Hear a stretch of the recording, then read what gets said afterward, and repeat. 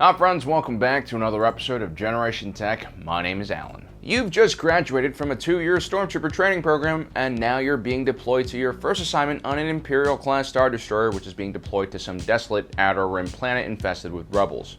Aside from keeping your armor and weapons in top shape and taking part of some battle sims, it's good to brief yourself on what type of enemies you might run into. See, not all rebels are made the same. Some you can reason with, others you should shoot on sight, and some you should just blast from orbit.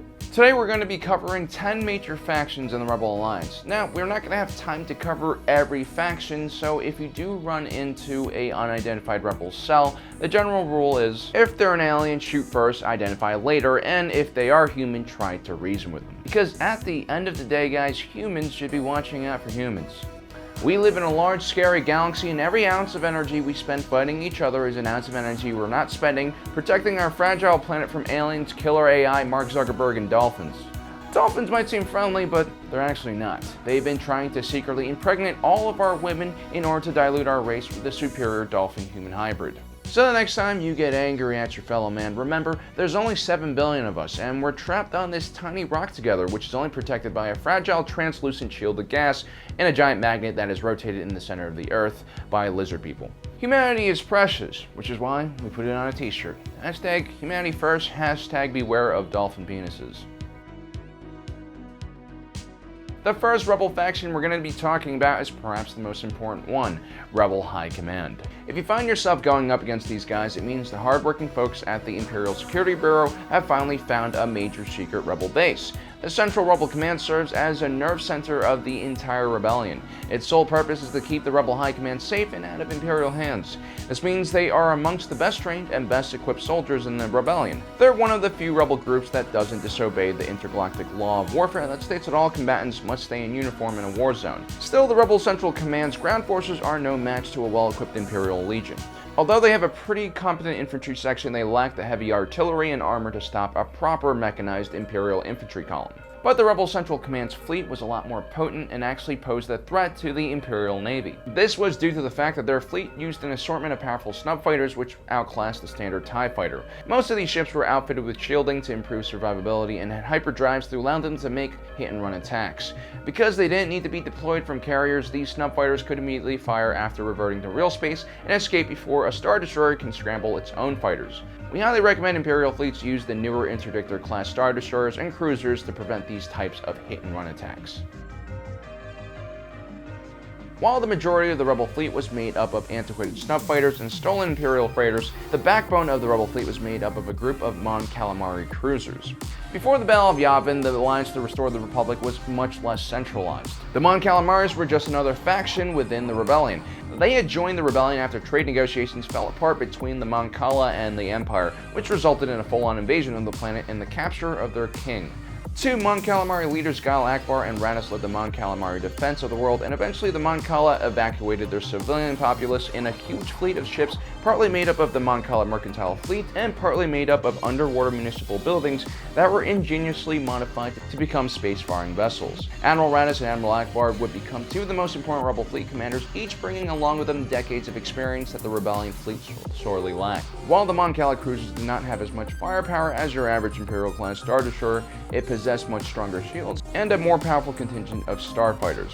They were the only ships in the Rebel fleet that were truly capable of taking on an Imperial-class Star Destroyer.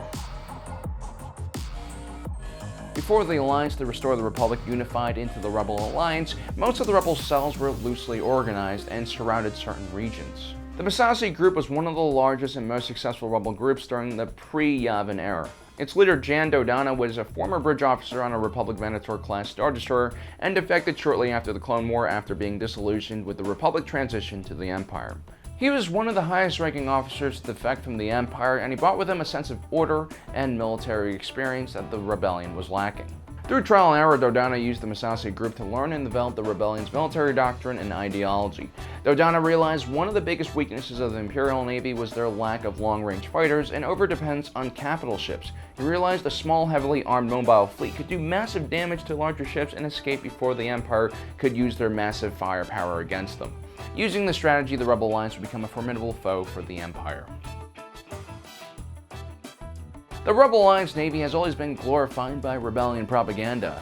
It's exciting to imagine yourself flying an X-Wing through the stars, evading TIE fighters, and making dangerous low-altitude runs on capital ships. But the Rebellion Navy was actually a small part of the Rebel Armed Forces. For most of the earlier years of the Rebellion, the Rebel Alliance was unable to field more than a few small fleets. The actual goal of the Rebellion was to help populaces overthrow their local Imperial garrisons and join the wider Rebellion. It was something that the Rebel fleet really couldn't do from orbit. Instead, it was up to Rebel infantry units to hit the ground and fight the Imperial Army and Stormtrooper Corps. One of the most well-known infantry companies was the 61st Mobile Infantry, or Twilight Company. This was the elite infantry company that spearheaded the disastrous Mid-Rim offensive, which turned into the Mid-Rim retreat. Led by a former schoolteacher and made up of criminals, the disenfranchised, and the recently liberated, Twilight Company was a mix of all sorts of individuals who had beef with the Empire. They were quite typical of the average Rebel infantry units that was formed around the time of the Battle of Yavin. Unlike the average Stormtrooper units or Imperial Army units, Rebel infantry companies were usually poorly equipped and undermanned, but they were trained to be much less standardized and oftentimes commandeered Imperial weapons on the battlefield and used them against their former owners. Rebel infantry companies also had a much more flexible command structure. Broken into platoons and rifle squads, non-commissioned junior officers were the ones that really led the battle once it started, which means Rebel units could function with less oversight from senior officers, which made them a much more flexible fighting force. This allowed the volunteer Rebel infantry to go toe-to-toe with the more professional Imperial infantry. Another powerful Rebel group that was created before the Rebel Alliance actually consolidated was Phoenix Cell. Phoenix Cell consisted of a few squadrons of starfighters and smaller capital ships, and also had some ground units including the Special Forces unit known as the Spectres.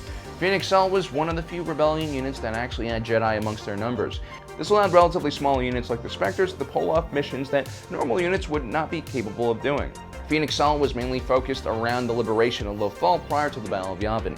Lothal was a crucial Outer Rim world that was rich in resources that were crucial to the Imperial war effort. It was also home to an extremely ambitious TIE Defender program, which would have given the Imperials a huge advantage in space combat against the Rebellion. Phoenix Cell was ultimately successful at using their limited resources to inflict massive damage on the Imperials, and eventually forced the Empire to abandon their hold on Lothal. Saw Gerrera's partisans were widely rejected by the mainstream Rebel movement. They were one of the most capable and ruthless Rebel cells, and known for using extreme tactics to achieve their goals. Saw was radicalized on Onderon as a young man fighting against the Separatist Alliance during the Clone Wars. After the Republic took over and turned into the Empire, Saw continued fighting against these new occupiers and became feared and respected by the Empire.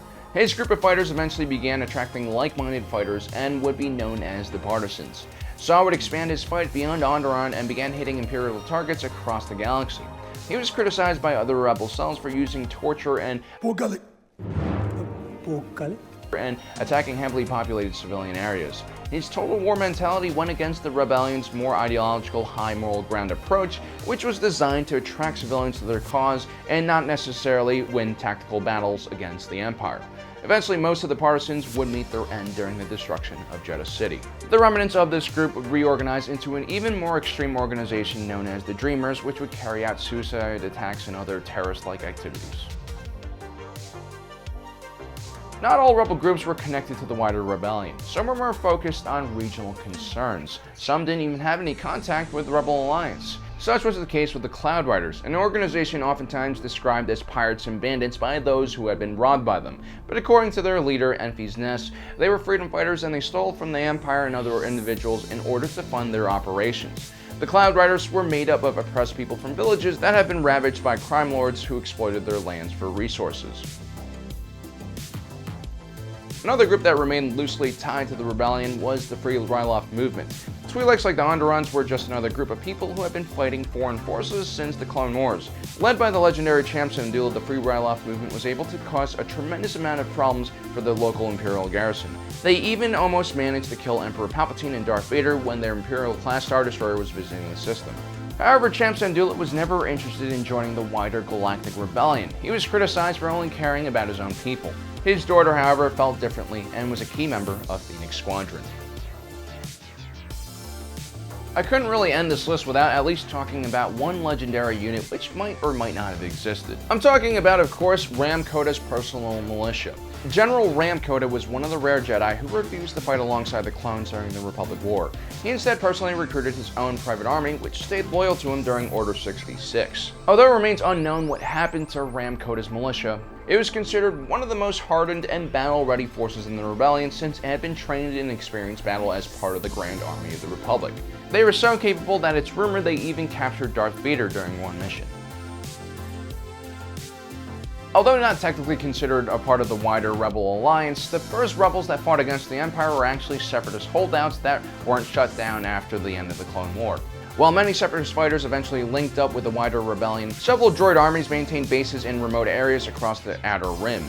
Although they were mostly following old defensive protocols, occasionally the Separatists would fight against the Empire. In one case on the planet of Agamar, a small Separatist droid unit fought alongside a rebel cell which included a Republic-era clone trooper in an attempt to repel invading Imperial forces. As you can see, the rebellion, especially in its earlier days, contained several very different organizations with very different goals and tactics. It's up to the Imperial forces to contain these threats and eliminate them, and more importantly, prevent them from linking up together and establishing a joint command structure and mission. Well guys, I hope this video helps out all of you new stormtroopers out there that are deploying into the field of battle. Remember, keep your head down, watch your buddies back, and if you see someone with a lightsaber, run the opposite way. Also, don't forget to subscribe and hit that notification button. This channel is a great resource for all Rebel activity or any other kind of information that can help you stay alive in the Star Wars galaxy. Anyway guys, thanks for joining us today. If you're watching this, you are Generation Tech.